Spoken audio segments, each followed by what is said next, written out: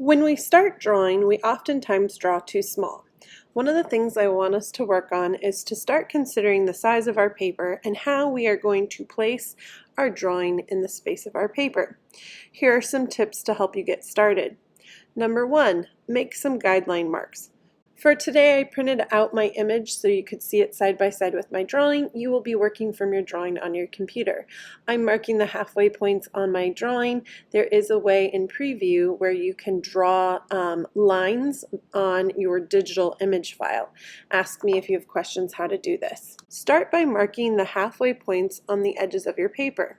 You could do this by just doing a quick visual estimate of where you think the halfway point is, or you could also take your ruler and measure your paper and mark the spots on there. Now we're going to use those halfway points to help us make some guidelines to figure out how big our object should be on our paper. For example, if I look at the top of the light bulb, I can see how close it is to the edge of my photo, and I can make a guess to where that would be on my paper. If I want to be more exact, I can use the side measurements. So for example, if I put my pencil here, you can see where the middle of the paper is, and then if I look at the next halfway point, so like the fourth of the way into the paper, I can see between the fourth of the way mark and the halfway mark, that's where the end of my light bulb will go. So you can see I made a vertical line to mark this is where the light bulb will stop.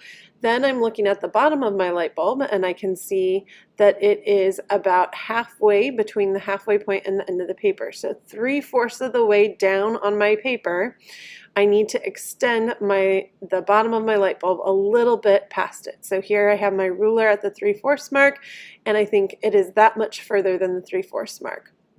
Then I do the same thing here, looking at the end of my light bulb. On the right side, I can see where the halfway point is, and I would move to the 3/4 part, and I can see it extends just a little bit past the 3/4 mark. So there is my 3/4. That's where I think the light bulb would end. So now you can see I have marks where I think the light bulb should start at the top left and where it should end at the bottom right. When I start to draw, I will try and keep it within these marks. One of the things that's helpful when you start to draw is to break it down into basic shapes. When I look at the light bulb, I see a circle for the main bulb part of the light bulb with a square that overlaps it, a bigger square, and the square is angled. And then at the base where all of the metal threading is, where it twists into the base of the lamp, I see a slightly smaller square and then like a curve or a crescent shape at the very bottom of that. Once I have my basic shape and size correct, then I go back and I refine my details. So notice I did not start drawing details at first because sometimes when we do that we have the size wrong and then we have to erase all that hard work. So once I get the size and overall shape correct, then I go back and refine my line. So you can see where the square and the circle overlap, I'm changing that to a curve, and I'm working on getting the curve to match what I'm seeing in my image. After I get the shape of the bulb correct, then I go back in and I work on adding details to the threading, to the base. Remember our contour practices, look closely, draw what you see, not what you think you see. Okay, we're going for accuracy, we want to watch proportions. Once you have the shape and details of your object drawn, then you are going to map out the parts of a shaded drawing. So where do you see highlights? Where do you see reflections? Where's the cast shadow? So I'm going to start with my cast shadow here, and I'm looking compared to the guidelines, so the halfway point, how far over does the cast shadow go from there? Where does it start on my object? If I look at where the cast shadow starts in my photo, I can see it starts about halfway in that circle shape. And then I can look, okay, how far down? Where does it connect? So I see it connecting just past the threading on the bottom right corner. And then once I have those marks in place, then I look closely at what the shape looks like, where it curves, where it comes in, and then where it connects back to my object. So I'm sketching out where that cast shadow would go on my paper. Now I'm going to add in where I see my highlights, so you can see my really bright highlights here along the top right edge. You can also, where the light's reflecting off of the object, you can also see a little bit of a highlight along that top edge of the light bulb. And you can see some shadow along the back edge of the light bulb.